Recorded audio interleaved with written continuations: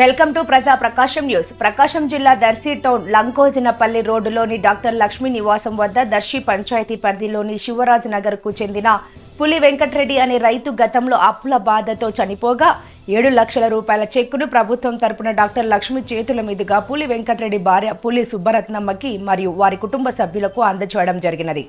ఈ సందర్భంగా incharge doctor Lakshmi మాట్లాడుతూ ఆర్థిక సంక్షోభంలో సైతం రైతులను ఆదుకోవడంలో ప్రభుత్వం వెనుకాడడం లేదని, మన ఈ పులి వెంకటరెడ్డి అనే రైతు అప్పుల బాధతో చనిపోతే వెంటనే మన నిధులను విడుదల చేయించి రైతు కుటుంబాన్ని ఆదుకున్నాం. ఇలా రాష్ట్ర వ్యాప్తంగా రైతు పక్షపాతి ప్రభుత్వంగా మన ప్రభుత్వం పనిచేస్తుందని స్పష్టం చేస్తున్నామని ఆమె అన్నారు.